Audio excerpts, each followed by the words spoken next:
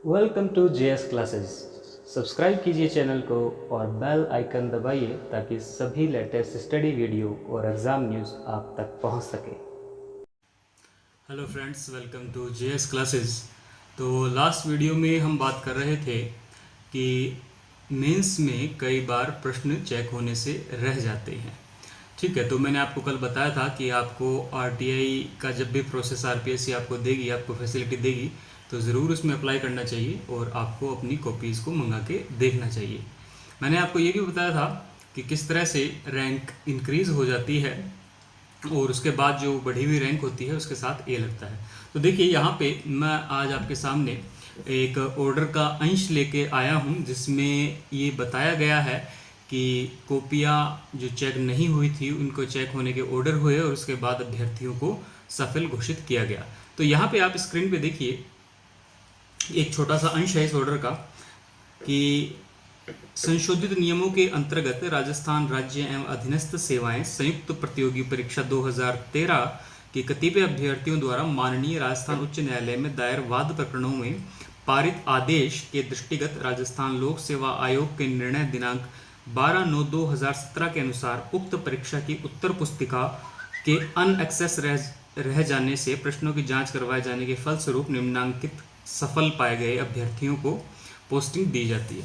तो यहाँ पर देखिए कि ये ऑर्डर हुआ था बाद में जब पोस्टिंग मिल गई थी। और इसके बाद आप यहाँ पे साइड में देख सकते हैं कॉलम। यहाँ पर ये जो कॉलम के साथ हर रैंक के साथ ए लगा हुआ है, ये ए इसीलिए लगा हुआ है क्योंकि जो अभ्यर्थी 396 में जो अभ्यर्थी पहले से सेलेक्ट था और बाद में जो अभ्यर्थी आया उसकी भी 396 रैंक पे आई, उसके नंबर उसी के बराबर थे, तो उसको एडजस्ट करने के लिए यहाँ पर ए लगाया गया। इसमें एक बात ये ध्यान रखनी है कि जो अभ्यर्थी सेलेक्ट हो जाता है उसे बाहर नहीं किया जाता किसी और के अंदर आ जाने के फलस्वरूप। ठीक है, तो यहाँ पर फिर दोनों को एक ही रैंक पे सेलेक्ट मान लिया जाता है। तो ये बात थी हमारे कल के अधूरे वीडियो की जिसमें मैंने आपको बताया था कि कल मैं बताऊंगा।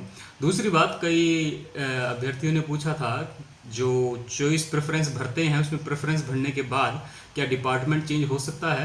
तो देखिए, केवल मैंने आपको बताया था केवल आरएएस ही ऐसा, आरएएस और अकाउंट सर्विस ये दो पोस्ट ही ऐसी होती है जिनका कोई फिक्स डिपार्टमेंट नहीं होता। बाकी आप एक बार जहाँ जिस डिपार्टमेंट में लग जाते हैं तो वो चेंज नहीं होता है। हो सकता है कि आप पॉलिटिकल पावर या अप्रोच का यूज़ करके डेपुटेशन पे किसी और डिपार्टमेंट पे लग जाए, अन्यथा ऐसा नहीं होता है। आप उसी डिपार्टमेंट में प्रमोट होते हैं और वहीं से रिटायरमेंट ले लेते हैं।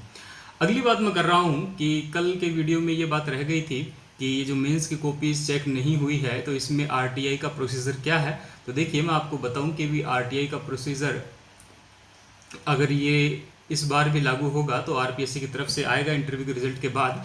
उससे पहले मैं आपको स्क्रीन पे दिखाना चाहता हूँ 2016 का आरटीआई का प्रोसीजर जिसमें आरपीएससी की तरफ से ये कटिंग आई थी। इसे आप देखिए, इसमें लिखा गया है कि आयोग द्वारा राजस्थान राज्य अधीनस्थ सेवाएं एवं संयुक्त प्रतियोगी मुख्य परीक्षा 2016 की उत्तर पुस्तिकाएं सूचना का अधिकार अधिनियम 2005 के तहत अभ्यर्थियों के अवलोकन हेतु आयोग की वेबसाइट पर दिनांक 2/4/2018 से अपलोड करने की कार्रवाई की जा रही है। उक्त मुख्य परीक्षा में सम्मिलित अभ्यर्थियों को सूचित किया जाता है कि जो अभ्यर्थी सूचना का अधिकार के तहत स्वयं की उत्तर पुस्तिकाओं का अवलोकन करना चाहते हैं वे सूचना के अधिकार अधिनियम 2005 के तहत प्रार्थना पत्र में निर्धारित शुल्क ₹10 के दिनांक 31/5/2018 तक प्रस्तुत कर देवें तथा उसके बाद जो कार्यालय में प्राप्त हो जाएंगे उनकी जो उत्तर पुस्तिकाएं हैं वो वेबसाइट पे जारी कर दी जाएंगी। और उसके बाद ये जो तारीख बता रखी है 31/5/2018 के बाद कोई विचार नहीं किया जाएगा।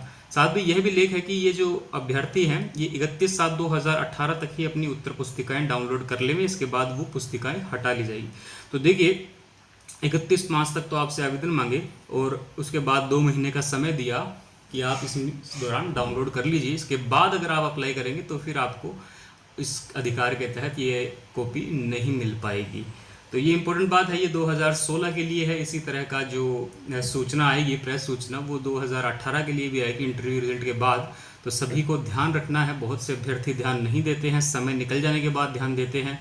जैसे मैंने आपको बताया था पिछली वीडियो में कि मेरे साथ इस तरह से केस हुआ था, मेरे और भी साथी थे। उसके बाद जब हमारा केस आगे चला, हाई कोर्ट में अपील हुई, स्वीकृत हुआ, उसके बाद कई और भी जो चयनित होने से रह गए थे 2 मेंस के अंदर ही, उन्होंने कॉल किया कि अब हो सकता है क्या, तो उसके बाद चांसेस नहीं रहते हैं। तो आप ध्यान रखिए, अवेयर रहिए। ठीक है, अवेयरनेस ज़्यादा ज़रूरी है।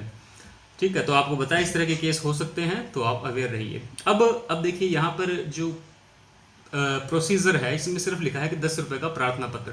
तो अब ये एप्लीकेशन किस तरह से लिखी जाती है और हर उत्तर पुस्तिका का मूल्य फिर उसके बाद अलग से हमें ऑनलाइन चुकाना पड़ता है ई मित्र के माध्यम से या स्वयं आरपीएससी के पोर्टल से।